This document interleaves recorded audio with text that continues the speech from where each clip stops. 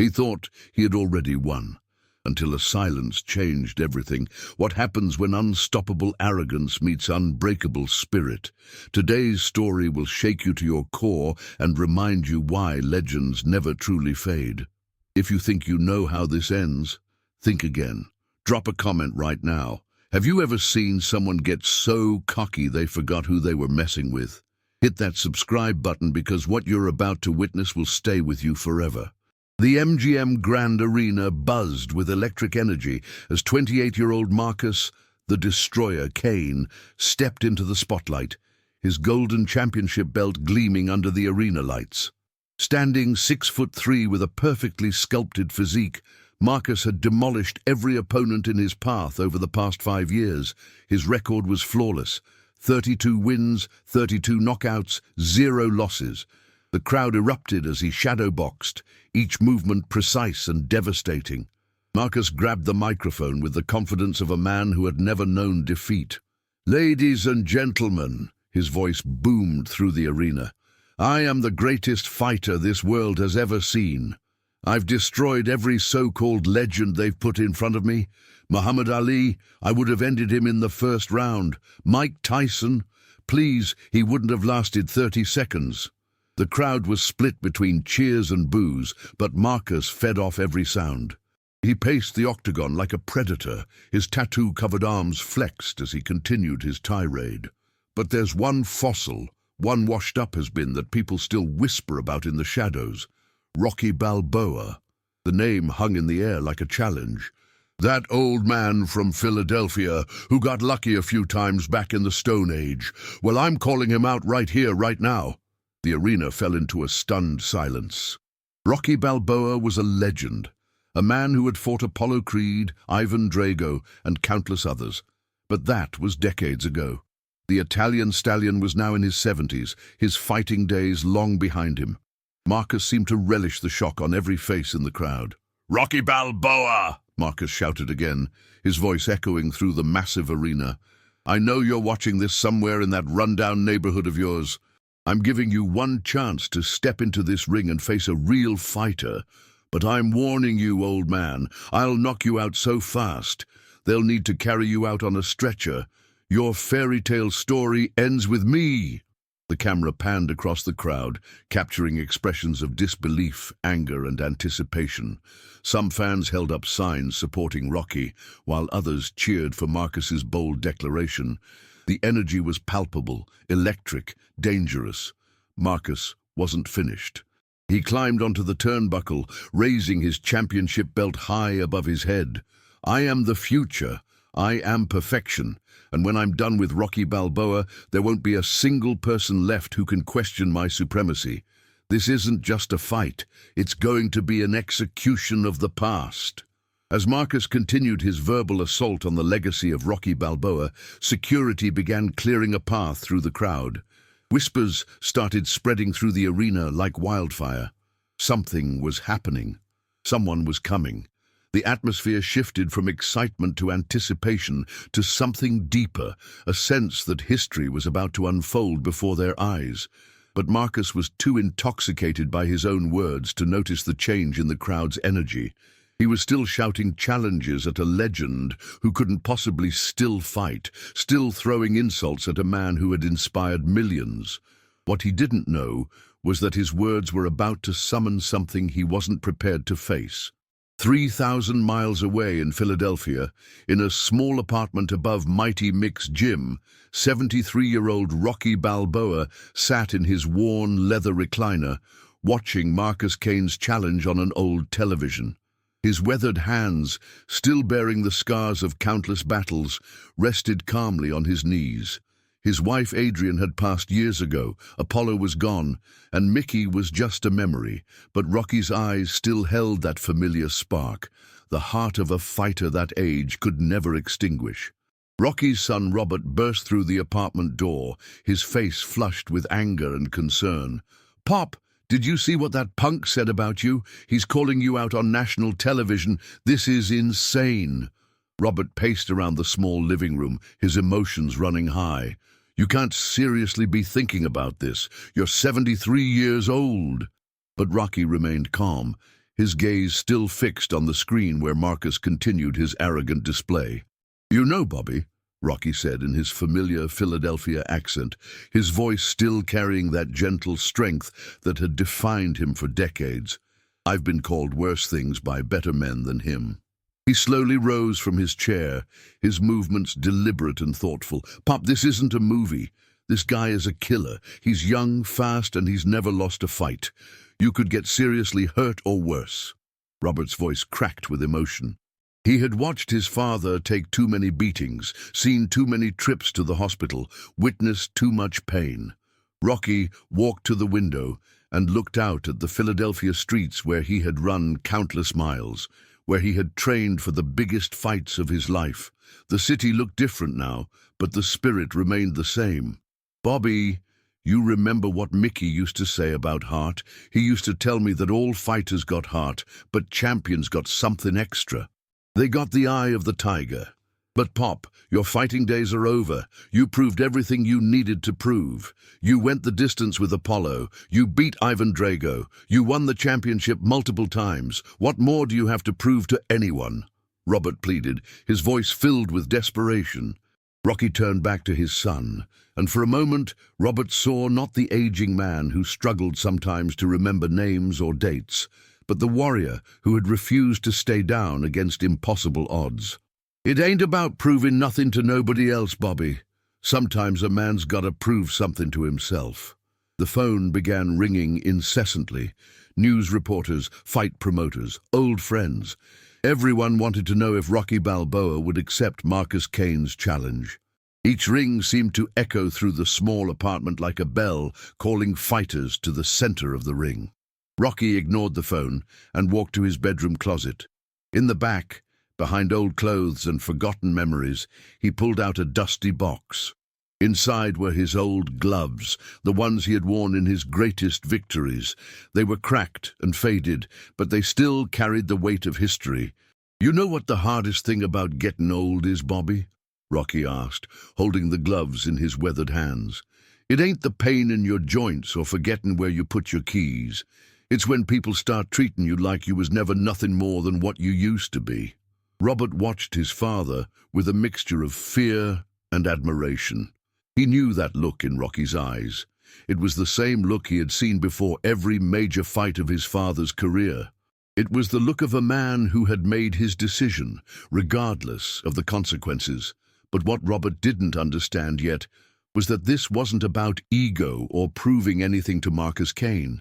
This was about something deeper, something that had driven Rocky Balboa through every fight of his legendary career. The unbreakable belief that heart could triumph over talent, that spirit could overcome skill, and that sometimes the greatest victories come when everyone expects you to lose. News of Rocky's potential acceptance of Marcus Kane's challenge spread across the media like wildfire. ESPN, Fox Sports, CNN, every major network was covering the story. The debate raged everywhere: social media, sports bars, office water coolers.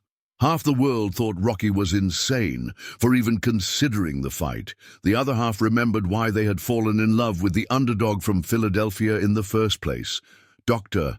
Elizabeth Morrison, Rocky's longtime physician, sat across from him in her medical office, reviewing his latest test results with deep concern. "Rocky, I have to be completely honest with you. Your brain scans show significant scar tissue from decades of fighting.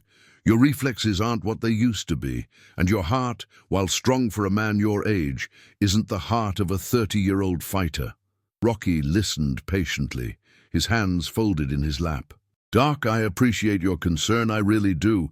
But every fighter who ever stepped into a ring knew the risks. I knew him when I fought Apollo, I knew him when I fought Drago, and I know him now.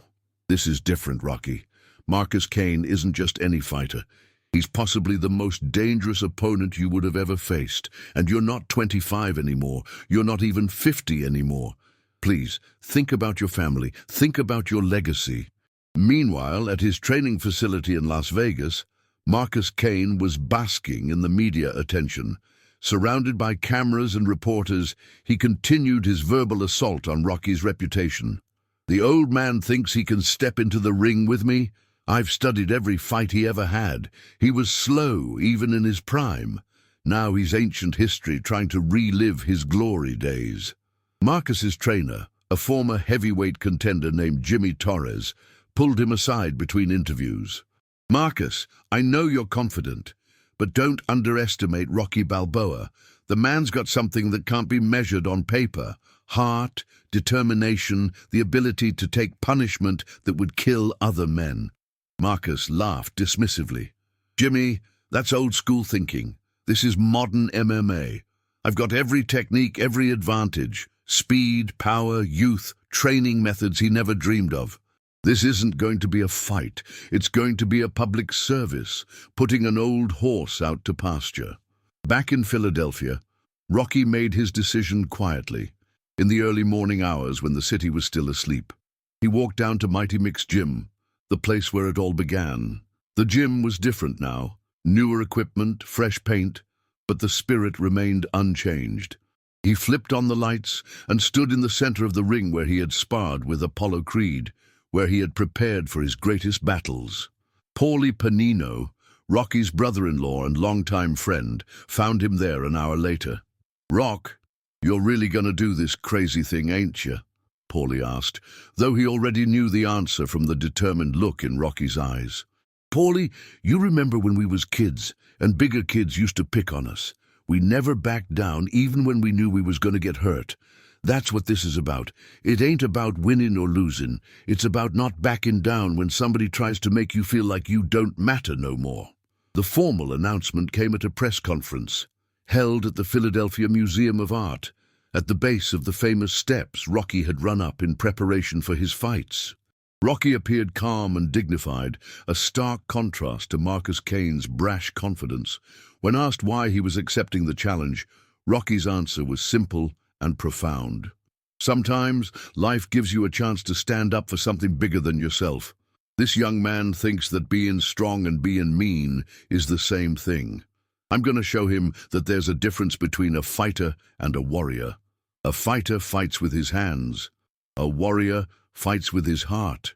The fight was scheduled for 8 weeks away, giving Rocky barely enough time to prepare for what many were calling either the greatest comeback story ever attempted or the most dangerous mistake of a legendary career.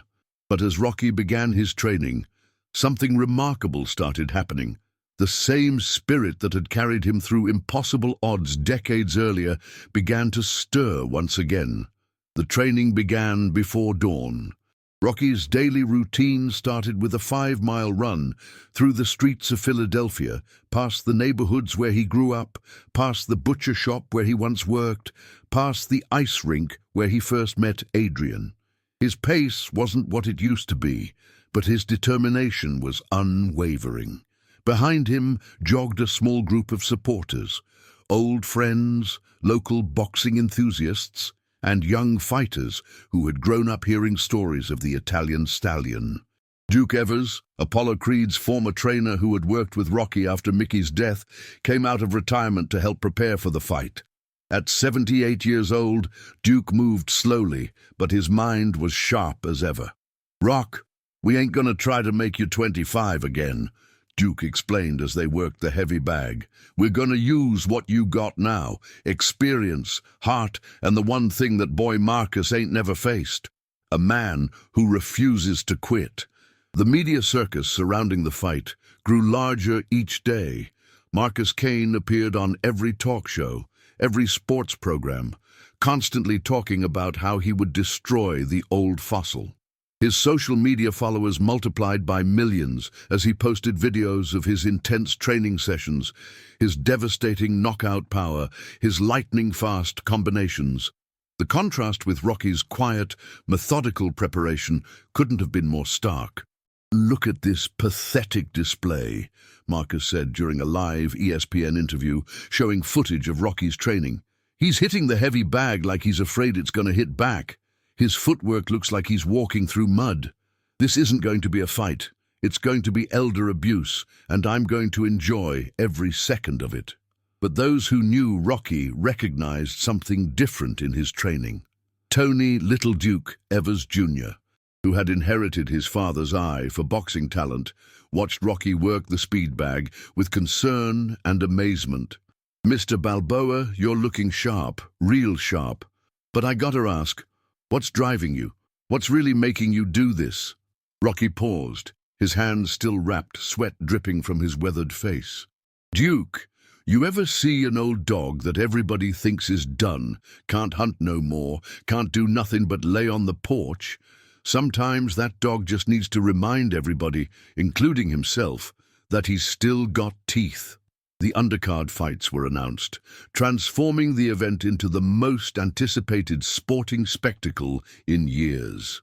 Madison Square Garden was chosen as the venue, the same arena where Rocky had fought some of his greatest battles. Tickets sold out in minutes, with prices reaching astronomical levels. Pay-per-view pre-orders broke all previous records. Marcus Cane's training camp in Las Vegas had become a media spectacle. Cameras followed his every move as he sparred with fighters half Rocky's age, as he lifted weights that would challenge men decades younger, as he studied fight footage with his team of analysts and strategists. His confidence grew with each passing day. "I've been watching Rocky Balboa fight since I was a kid," Marcus told a group of reporters after a particularly intense training session. "He was great for his time, I'll give him that. But his time was 40 years ago. Boxing has evolved. Fighting has evolved. Athletes have evolved. He's coming into my world now, and in my world, legends become cautionary tales." Rocky's preparation was different, simpler, more focused, more spiritual. He spent hours in meditation, visualizing the fight, preparing his mind for the storm he knew was coming. He visited Adrian's grave regularly, talking to her about his decision, about his fears, about his hopes. "Adrian, I know you probably think I'm crazy. Maybe I am, but sometimes a man's got to do something that don't make sense to nobody but him." As the weeks passed, something unexpected began happening. Support for Rocky started building among people who had never cared about boxing. Teachers, construction workers, nurses, retirees, ordinary people who saw something of themselves in the old fighter who refused to be forgotten. Social media began filling with messages of support. "A heart of a champion, never too oldie, not Rocky strong." But the experts remained unanimous. Rocky Balboa was walking into a massacre, and the only question was how long it would take Marcus Cane to end it. 6 weeks into training, Rocky collapsed during a sparring session. The news sent shockwaves through both camps and dominated headlines worldwide. Dr. Morrison rushed him to the hospital for extensive testing, and for 48 hours the fight hung in the balance. Marcus Cane's immediate reaction was telling. Instead of showing concern or respect for an aging warrior, he publicly questioned whether Rocky was faking it to build sympathy. "If the old man can't handle a little training, how's he going to handle getting in the ring with me?" Marcus posted on social media, accompanied by a video of him destroying a heavy bag. Maybe this is his way out: fake an injury, cancel the fight, and preserve what's left of his reputation. But Rocky's medical scare was real. He had pushed his 73-year-old body to its absolute limit, and it had responded with a warning. Dr. Morrison was blunt in her assessment. "Rocky, your body is telling you something. You need to listen to it. This could be your last warning before something truly catastrophic happens."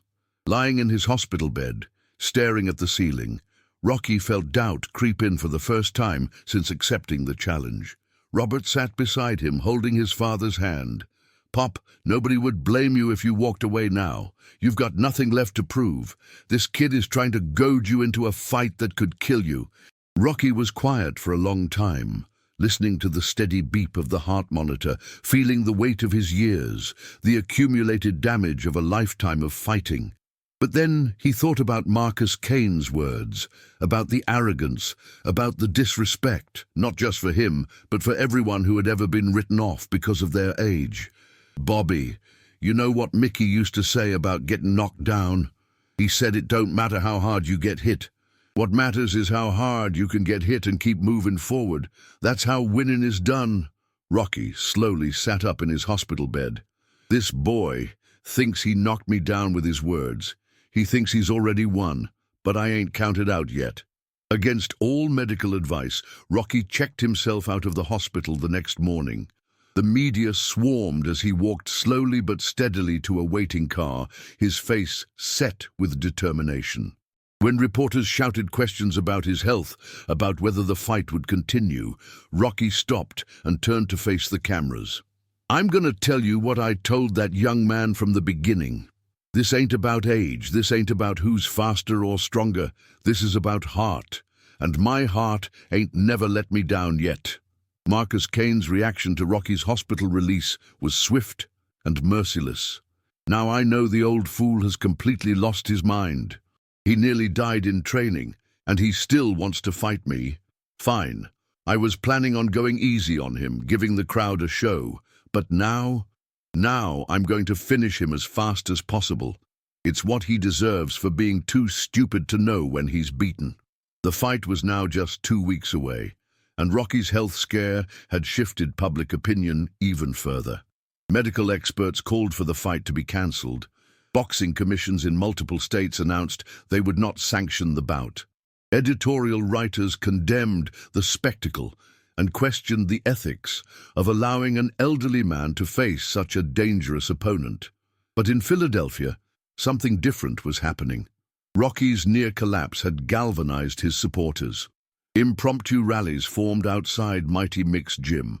Local businesses displayed signs supporting their hometown hero. Children who had never seen Rocky fight began chanting his name on their way to school. Rocky's training resumed, but it was different now, more focused, more purposeful, stripped of everything unnecessary. Duke Evers had restructured everything around one simple strategy: survival. "Rock, we ain't trying to win pretty. We ain't trying to impress nobody. We just got to last long enough to show that boy something he ain't never seen before. What happens when you can't break a man's spirit?" In his quieter moments, Rocky found himself thinking about all the fighters he had faced, all the lessons they had taught him. Apollo Creed had shown him that technique could be learned. Ivan Drago had taught him that heart could overcome power. Tommy Gunn had reminded him that character mattered more than talent. Now Marcus Kane was presenting him with perhaps his final lesson: that respect couldn't be given, only earned. As the final weeks of preparation began, Rocky made peace with whatever outcome awaited him. He had faced impossible odds before, but never at 73, never with so much medical uncertainty, never with the entire world expecting him to fail. But that's exactly why he had to try. The weigh-in took place 3 days before the fight at Madison Square Garden, and the contrast between the two fighters couldn't have been more dramatic. Marcus Kane stepped onto the scale at a perfectly conditioned 205 pounds, his body a sculpture of modern, athletic perfection. Every muscle was defined, every movement precise and powerful. He flexed for the cameras, his confidence radiating throughout the arena. When Rocky took his turn, the crowd's reaction was mixed. At 190 pounds, he looked every one of his 73 years. His body showed the wear of decades of punishment, the scars of countless battles. But his eyes still burned with that familiar fire that had carried him through impossible fights decades earlier. The face-off was electric. Marcus towered over Rocky by several inches, his youth and physical superiority obvious to everyone in attendance. "Last chance to back out, old man," Marcus whispered, just loud enough for the microphones to pick up. "After tomorrow night, you'll wish you had stayed home." Rocky looked up at the younger fighter without flinching. "Son, I've been hearing threats from better men than you for 50 years. The one thing I learned is that the loudest fighter in the room usually ain't the strongest." The crowd erupted at Rocky's response, but Marcus just laughed. "We'll see about that, Grandpa. We'll see about that." The final press conference was a study in contrasts. Marcus arrived in a custom suit, surrounded by his entourage, playing to the cameras with practiced ease.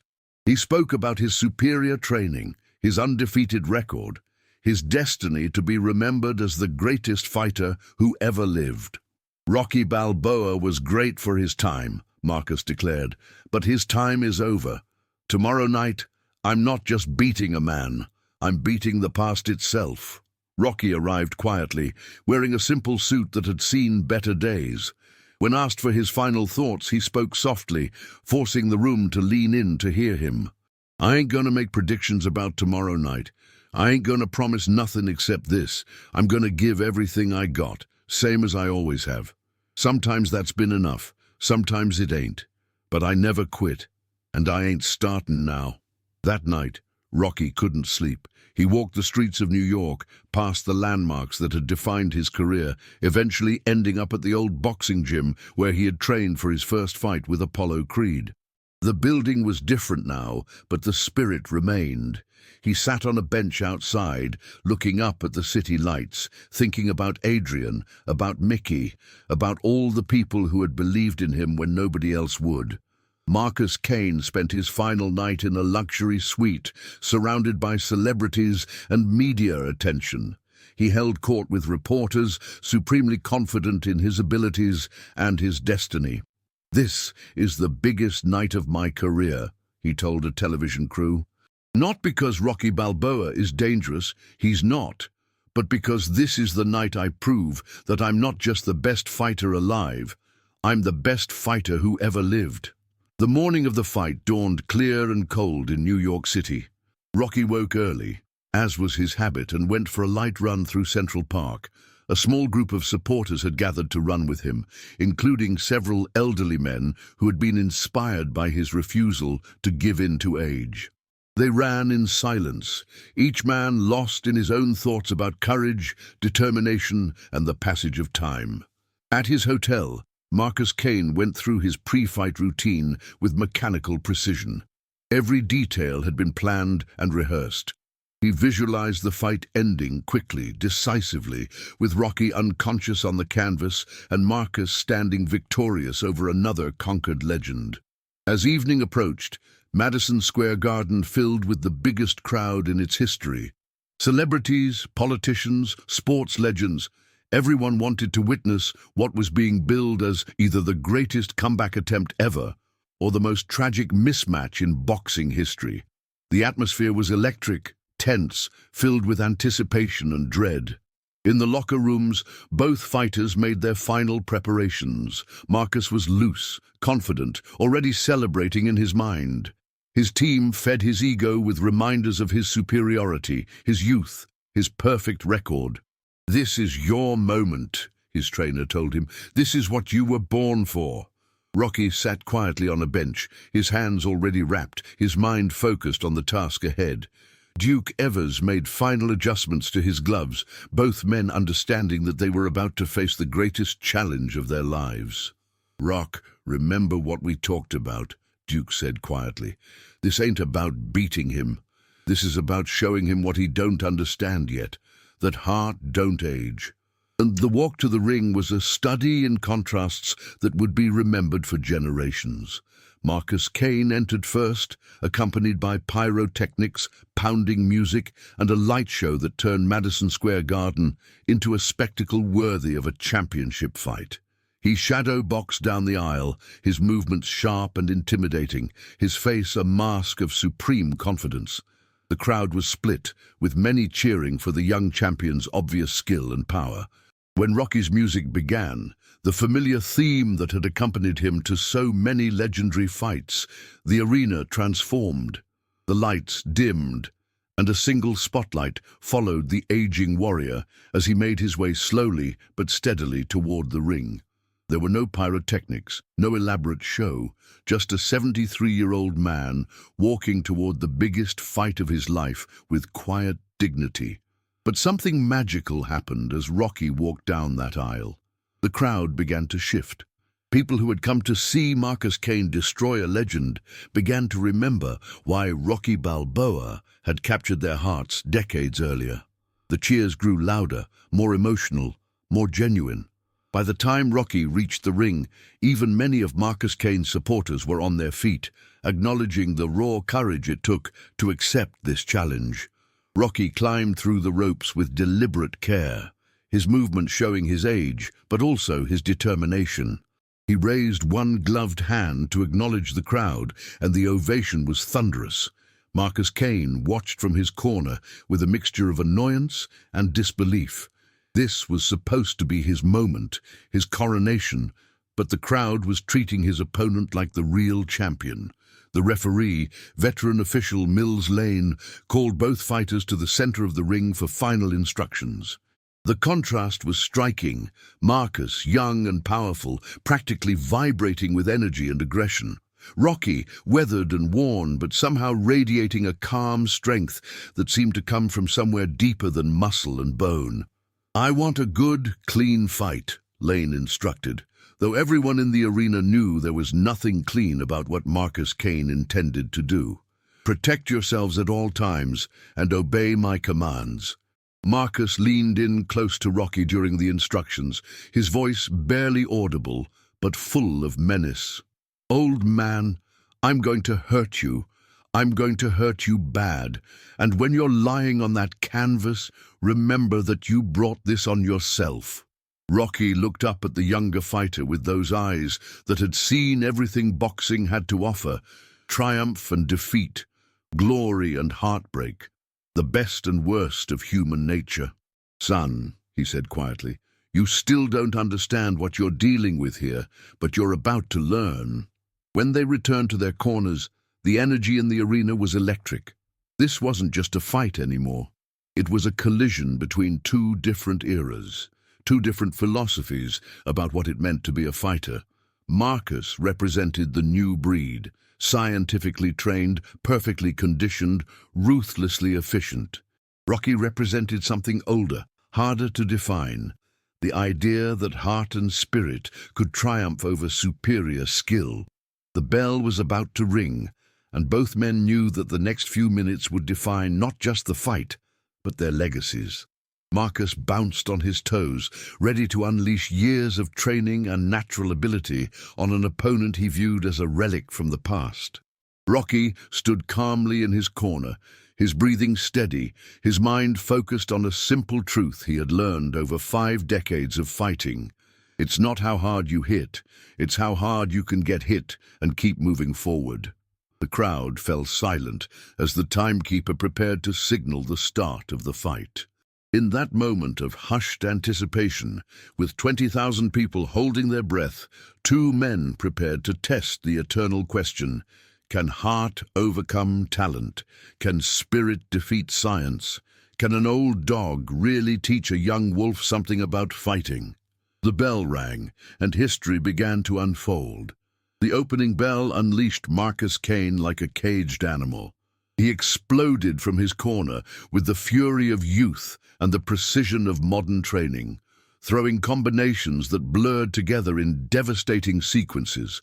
His first flurry caught Rocky off guard, a sharp jab followed by a crushing right hand that snapped the older fighter's head back and sent him stumbling toward the ropes.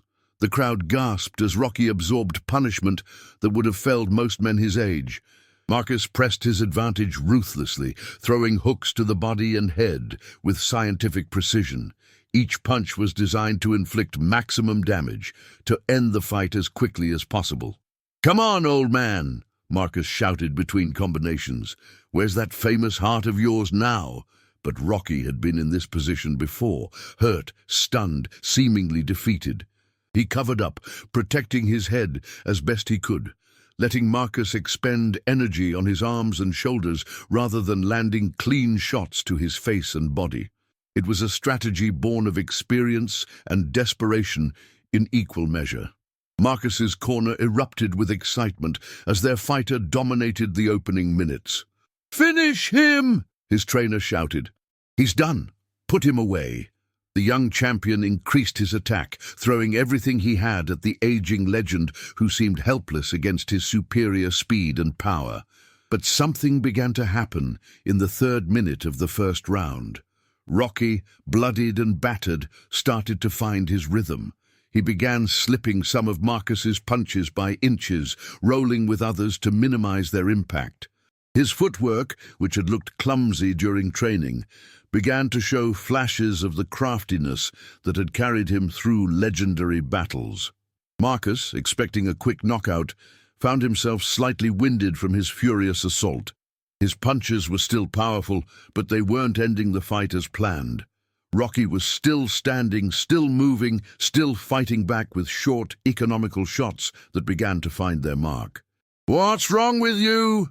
Marcus snarled as he continued his attack. "Why won't you just go down?" But there was something different in his voice now. The first hint of frustration, the first crack in his supreme confidence. Rocky, his left eye already swelling, managed to land a solid left hook to Marcus's ribs that made the younger fighter grunt in pain. It wasn't a devastating shot, but it was something Marcus hadn't expected. The old man could still hit, could still hurt him. The crowd roared at this small sign of resistance from their unlikely hero. As the first round entered its final minute, the dynamic began to shift subtly but significantly. Marcus was still winning the round decisively, still landing the cleaner, harder shots. But Rocky was showing something that Marcus had never encountered in his perfect professional record: the ability to absorb tremendous punishment and keep fighting.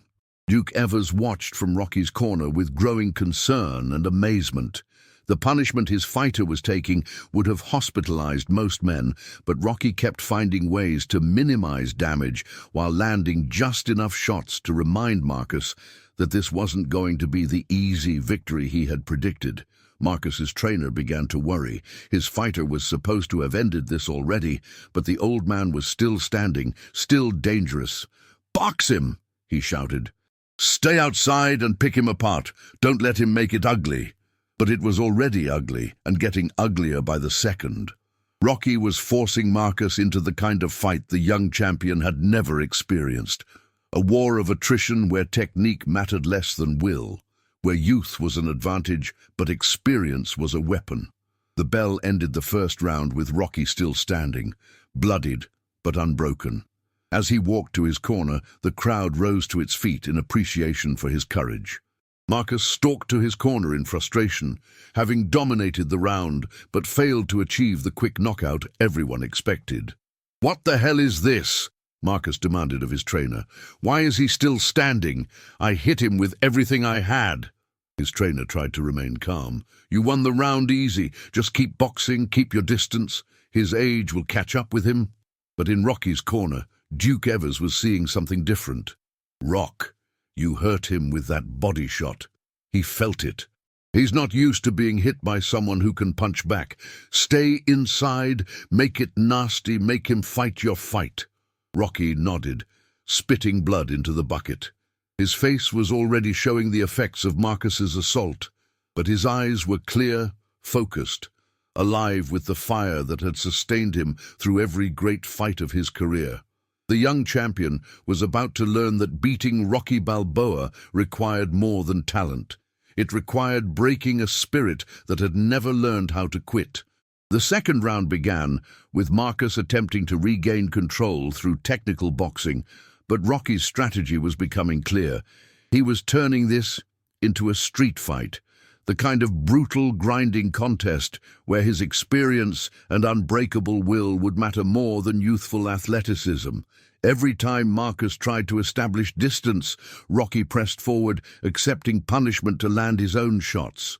Marcus's combinations were still sharp, still powerful, but Rocky was reading them better now, slipping just enough to avoid the worst damage while landing counterpunches that began to mark up the younger fighter's previously perfect face.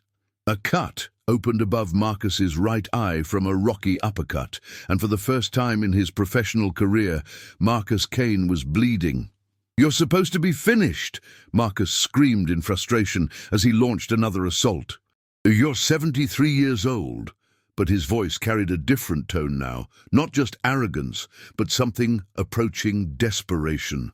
Rocky's response was to step inside another combination and land a vicious left hook to Marcus's liver that dropped the young champion to one knee. The crowd exploded as Marcus took his first knockdown in professional competition, his perfect record suddenly looking vulnerable.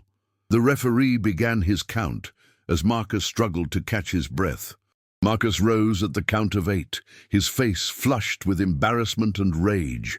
He had never been hurt like this, never been dropped, never felt the crushing weight of doubt that now pressed down on his shoulders. The crowd's roar was deafening as they witnessed the impossible. Rocky Balboa, written off by everyone, was not just surviving but actually hurting the undefeated champion. "Lucky shot, old man," Marcus snarled, but his legs were still unsteady, his confidence shattered like glass. He rushed forward with wild, desperate punches, abandoning the technical precision that had defined his career. Rocky covered up, weathering the storm, then stepped inside and landed another body shot that made Marcus gasp. The third round saw the complete transformation of both fighters. Marcus, for the first time in his career, was fighting not to win but to survive. His perfect technique had devolved into a desperate brawl, as he realized that everything he thought he knew about fighting was being challenged by a man old enough to be his grandfather. Rocky, meanwhile, was finding his rhythm, using every dirty trick Mickey had ever taught him, every lesson learned from 50 years of fighting. He was making Marcus carry his weight in the clinches, landing short punches that accumulated damage, using his ring intelligence to offset the younger man's physical advantages. "This can't be happening," Marcus's trainer muttered from the corner, watching his undefeated champion struggle against an opponent who should have been unconscious by now. "He's 73 years old. How is he doing this?" By the fourth round, Marcus was beginning to tire. The frantic pace he had set in the opening rounds, combined with the emotional shock of being hurt and dropped, was taking its toll. His punches lacked their earlier snap, and Rocky was starting to time his counterattacks perfectly. Rocky landed a combination, jab, right hand, left hook, that staggered Marcus backward. The younger fighter's legs were rubbery, his famous hand speed diminished by fatigue, and the growing realization that he was in the fight of his life against an opponent he had completely underestimated. "Stay down this time," Marcus screamed as he threw a wild haymaker that missed by 6 inches. Rocky stepped inside and landed an uppercut that lifted Marcus off his feet and sent him crashing to the canvas for the second time in the fight. The crowd was on its feet, screaming themselves hoarse as Marcus struggled to rise. The referee's count seemed to echo through eternity as the young champion fought to clear his head, to understand how his perfect world had collapsed in less than 12 minutes of fighting. Marcus rose at 9, his face a mask of blood and confusion. For the first time in his life, he was facing an opponent who refused to be intimidated, refused to quit, refused to acknowledge that he was supposed to lose. Rocky Balboa, the aging warrior everyone had written off, was teaching Marcus Kane a lesson about the difference between being a fighter and being a warrior. The bell ended the fourth round with Marcus wobbling to his corner, his undefeated record hanging by a thread, his arrogance replaced by the cold fear that he might actually lose to a man 3 times his age. In Rocky's corner, Duke Evers could hardly believe what he was witnessing. His 73-year-old fighter was not just competitive, he was winning. "Rock, he's breaking," Duke whispered urgently. "He's never been in a real fight before. He don't know what to do when somebody fights back. Keep the pressure on him." The 5th round opened with Marcus desperately trying to reclaim control, but the confidence that had defined his entire career was gone. He threw combinations with the same technical precision, but behind them was a growing panic, the realization that he was losing to a man the entire world had expected him to destroy. Rocky pressed forward relentlessly, his weathered face a mask of determination and accumulated damage. His left eye was completely closed now. Blood flowed from cuts above both eyes, but he moved forward with the inexorable march of time itself. Each step, each punch carried the weight of 50 years of fighting, of never giving up, of proving that heart could triumph over talent. "This isn't possible," Marcus screamed, more to himself than to anyone else. "You're supposed to be finished. You're supposed to be done." but his words sounded hollow even to himself as Rocky continued to press forward, continued to land punches that hurt not just his body, but his soul. The turning point came in the 6th round. Marcus, desperate and exhausted, made the mistake of standing and trading with Rocky in the center of the ring. For 30 seconds, they exchanged punches in a display of raw courage and determination that silenced the crowd. But while Marcus was fighting with desperation, Rocky was fighting with purpose. The final exchange saw Rocky land a straight left hand that caught Marcus flush on the jaw. The young champion's eyes rolled back, his legs gave way, and he collapsed to the canvas with the finality of a condemned building falling. The referee didn't even need to count. Marcus Kane, the undefeated destroyer, was unconscious before he hit the ground. Madison Square Garden erupted in pandemonium as Rocky Balboa, at 73 years old, stood victorious over the man who had called him a fossil, a has-been, a relic from the past. The impossible had happened, but somehow, watching Rocky raise his battered hands in victory, it felt inevitable. As Marcus slowly regained consciousness, helped to a sitting position by the referee and medical staff, he looked up at Rocky with eyes that held no anger, no excuses, only the dawning recognition of what he had just witnessed.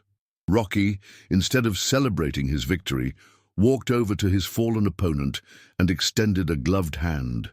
"You're gonna be all right, son," Rocky said, helping Marcus to his feet.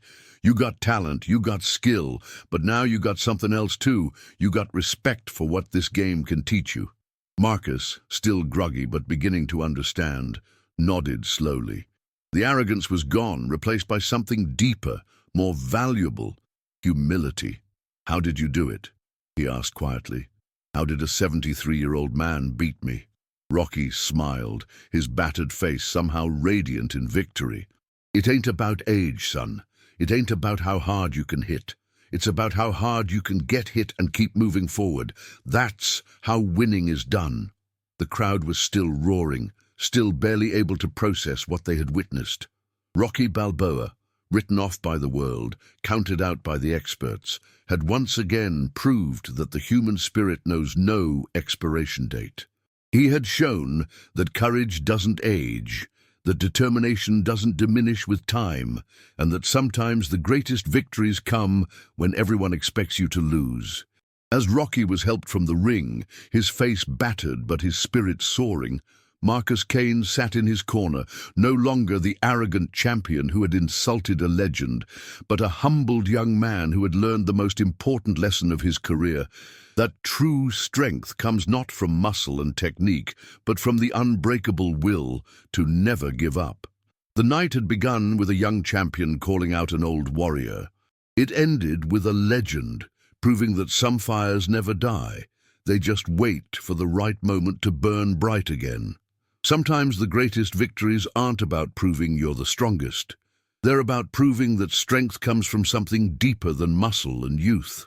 Rocky Balboa didn't just win a fight that night. He reminded us all that the human spirit has no expiration date, that respect must be earned, not demanded, and that true champions are made not in the gym, but in the moments when everything seems impossible.